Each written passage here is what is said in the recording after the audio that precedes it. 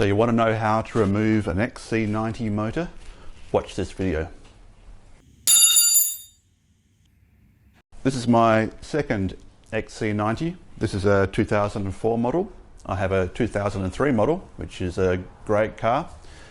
The 2003 model cost me $1,000 and about $1,500 to get on the road. This one cost me $500 and I hope to get it on the road for less than $2,000. It needs a lot of work, but it's all the work required is in the front end. So I thought it was easier just to take the whole lot out and start from there. I saw this car on Facebook Marketplace for $500. I didn't even hesitate. I just bought it without any questions. I was expecting the worst. The car ran and drove. It had a transmission issue where it would drive fine in manual override, but slip in drive. It needs new brake rotors, has an oil leak, it needs timing belts. I think one of the turbos is noisy. Oh, it needs lower swing arm bushes. And yeah, that's it. So, but it was best that I just ripped out the whole lot so I can get access to the oil leaks, the timing belt, and the lower swing arms all in one go. And I've never pulled one of these engines out before. It's a good way to learn. Let's hope I can put it back together. Headlights are the easiest thing in the world. Pull these out. Oh. So leave all these attached. It's this red tab here which pulls up. It is tricky. I broke one on my other car and comes out, and that's it. Okay, front bumper removal is quite simple. There's 2 bolts at the front, a little press clip under here, and once that one's released, like that, simple as that. I mean, I've done it a couple of times, so it's probably got a lot less grip than it used to have, but remove the lower clip down here and the whole lot just pulls off. So for the bumper, there's a couple of clips to remove before you pull it right off. Fog lamps, I think, or park lights. Water squirter hose. You'll find that will drip out water once you pull it off if it's full.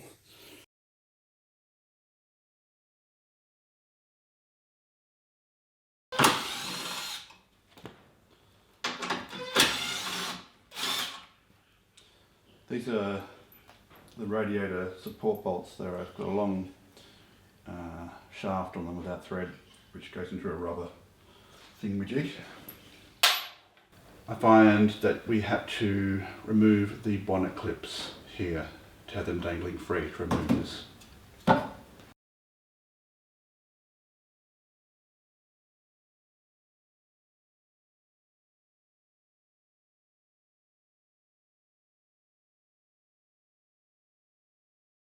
Thing is bolted on to rubber mounts. I don't know what it is actually, no idea. Yeah, just a couple of bolts, like 10mm, and it should come clear.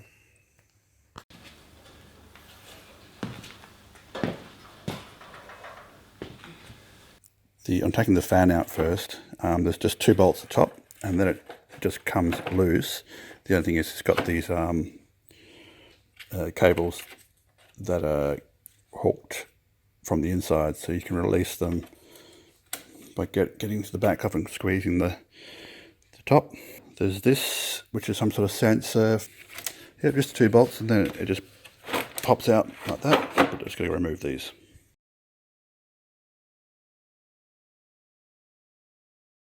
I want to pull the whole motor out really easy, straight forward.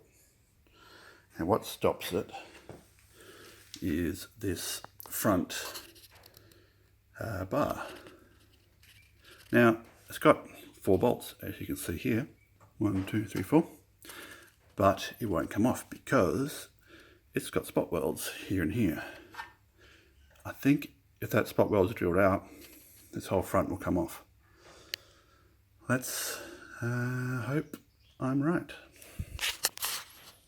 So this is what I'm going to use, a 8mm spot weld drill bit. And don't know how I'm going to get the drill though through there. That might be a bit of a problem. Flattened a drill bit. Flattened drill bit to make basically one of these, what do you call them, spot weld drill bits. And yeah, that did the trick. There you go. So obviously these things are replaceable, but that gives me so much more room to move. All the radiators, there's a variety of radiators there. There's transmission cooler, air conditioning and engine radiator. They all sort of hang wobbly loose on here, and there's literally just, where is it, 2 bolts underneath holding the whole lot together, and they're bolted together here, these 4 main bolts, but then you got all the plumbing, which I'll go through a bit later. But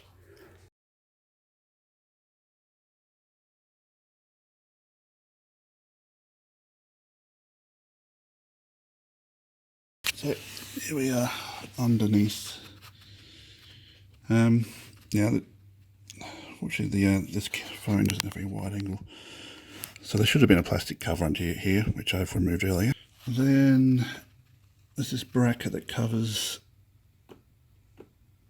and it's mounted to the exhaust. And somewhere in there is the drive shaft I have to undo. So this is probably the most annoying part of its job so far. The drive shaft has hex head, Allen socket head bolts. So after taking that plate off, you can expose the drive shaft, but to get to each nut, you've got to rotate the shaft, and to do that you need to turn the ignition on, and because it won't let you put it in, and then put the brake on because it won't let you put it into neutral without doing all those things. Yeah, so I have to do it for probably 3 or 4 times. There's not much room for leverage, so I've made this, bent it already, angular extension bar for the Allen key, and they do come loose. So I've pulled off the exhaust from back at the catalytic converter, because it all seems to be connected up to the motor from here and not attached to the body anywhere. Yeah, that actually took me an hour to undo the drive shaft, and that exhaust bolt had a few rusty bolts there that took a bit to undo. So the first day I managed to remove the top bar, drill out the front protection bar, and I've removed the bolts on the exhaust past the catalytic converter, and I've undone the bolts on the drive shaft. So the next stage is to mount this baby. These goes across the engine bay and has some chains, so I'll mount the engine onto that so I can start undoing the subframe. We'll go from there. I had to use the engine hoist. That Chinese beam thingy just wasn't wide enough. I have used it before when I tilted an engine down on one side on an XC90, but it wasn't going to sit right. It was going to sit over some of the grounding points, and it was just right on the edge and it wasn't very strong point, so I went for the engine crane.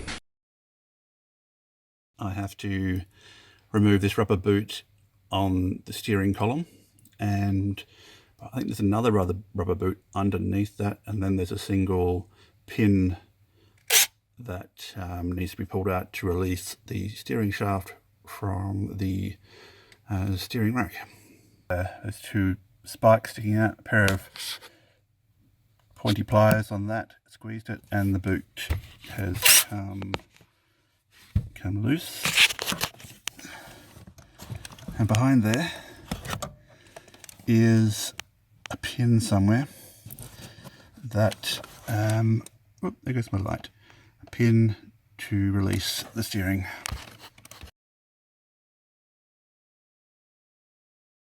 The right hand side, you can see I didn't have any zip ties, just found some shoelaces to tie up the brake calipers to the front springs. Those two bolts removed, and the, oh, I can't see it, the swing arm connection there is removed. I think that's all that's required. See that the drive shaft is sort of pulled out at the moment. So this is the wheel speed sensor. It was getting a bit stretched because I've undone those two big bolts, so undo that and have it loosely hanging so you don't stretch it. I stretched my other one in my other car and had to replace it, so don't want to do that again.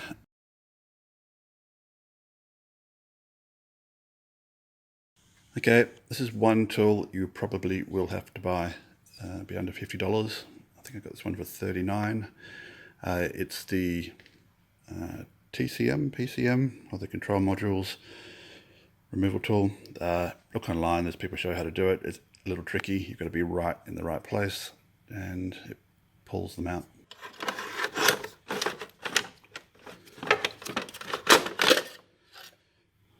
Outer computer cover just pulled off.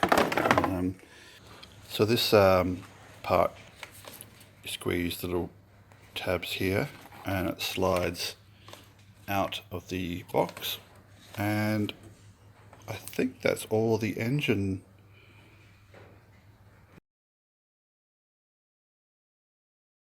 So it's amazing how much clarity you get when you remove the airbox. Look, it's pretty straightforward. There's a number of these things are attached to the side of it, or just sort of mounted to it, which are clipped off. I think that these all been designed so that you can't put the wrong clip in the wrong place when you return. So yeah, you can just sort of see quite clearly there's the transmission.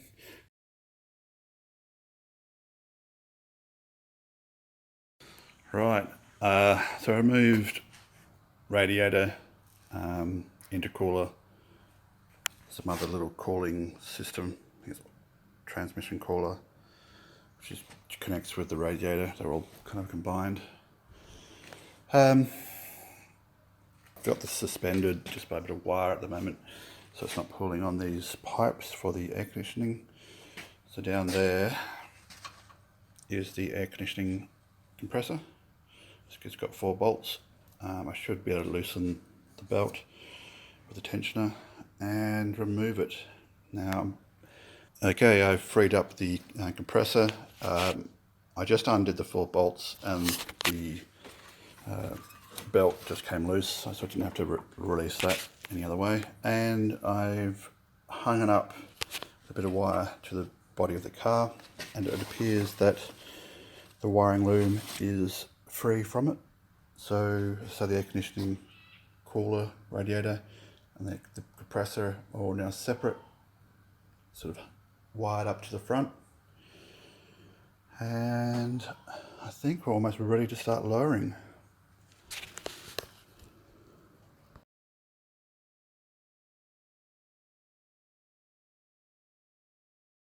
So here under the car, what holds the subframe in is this bolt here and its bushings, and where is it gone? There's 2 nuts at the back. So that is of course the same on the other side. That's it.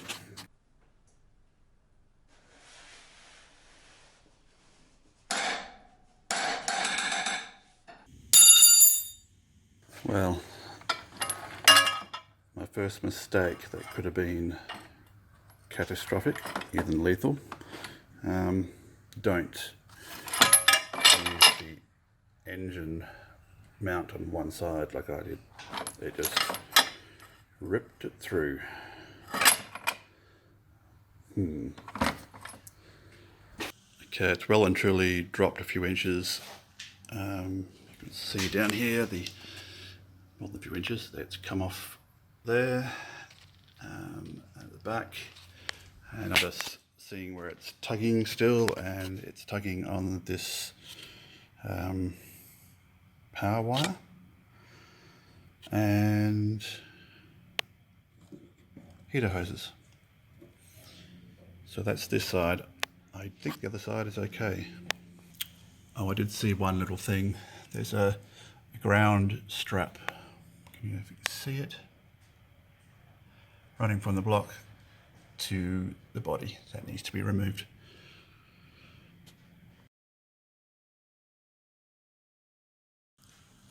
Still not done. End of day 2.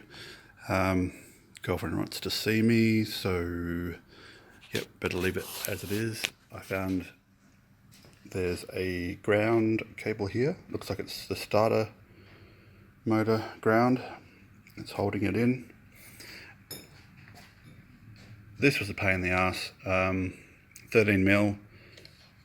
No, you couldn't get any leverage on it. I didn't have a long socket, so that was hard. It has power going to it and power to the motor. I undid the little ground over there. Got to undo these hoses. I still haven't worked out how they come off. I believe it's just a clip, but we'll see. Otherwise, almost there. Okay, it's day 3. I let the hoist go a bit, and it really has dropped down right down to the hoist base. I did have to undo those pipes. That demo video is a good description. It's actually a bit harder than it appears. It's quite a bit of force to twist it. But I found one little hiccup.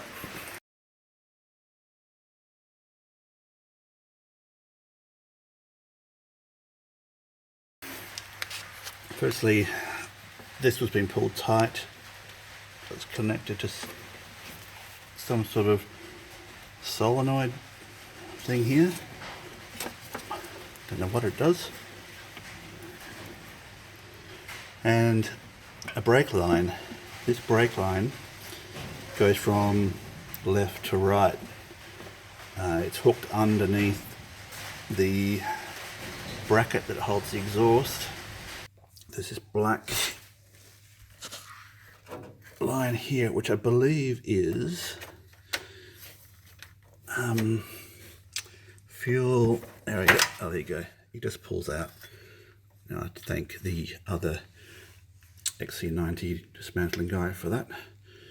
And I actually undid this from all the way at the front of the motor, which I shouldn't have. I had to release the right-hand brake line because it was getting caught up underneath the exhaust. You just undo a bit of plastic here and a bolt up here which held it in place, and that's all now free. I'm stuck now with the fuel connector. There's a little clip that goes around it, and then there's this, which special tools required, so I'm going to try and make one to release that.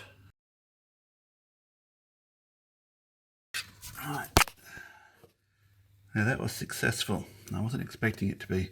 So to release this, there's a special tool that's required, but I just made this piece of pipe, which I cut a slot in the side and opened up and squeezed it around the fuel line and pushed it in, and it released. There you go.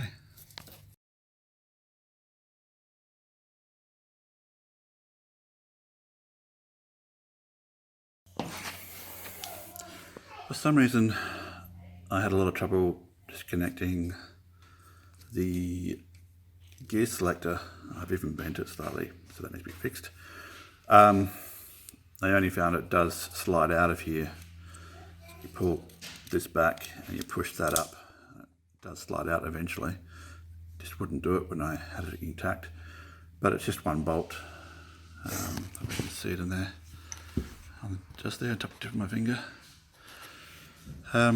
Yeah, well, I could have done that better.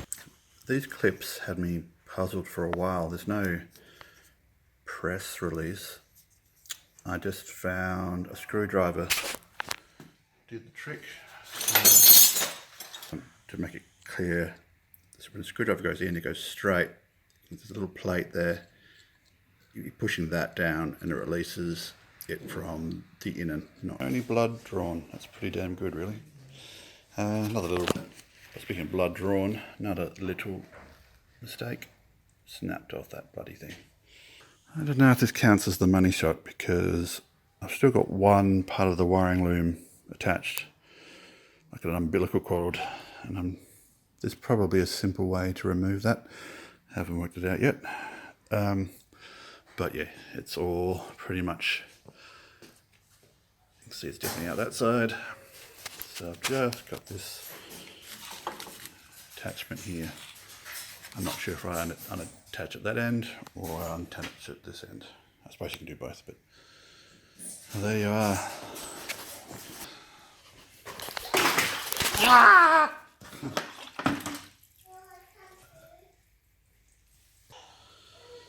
Oops. What a mess.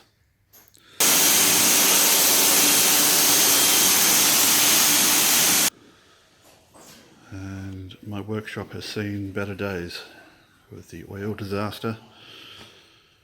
But, oh well, it's out. Hi, I hope you enjoyed my first video. I hope to make a series of videos of each of the problems I solve with this car, such as the timing belt, the transmission issue and the oil leaks. Please subscribe and watch me repair each problem. Cheers.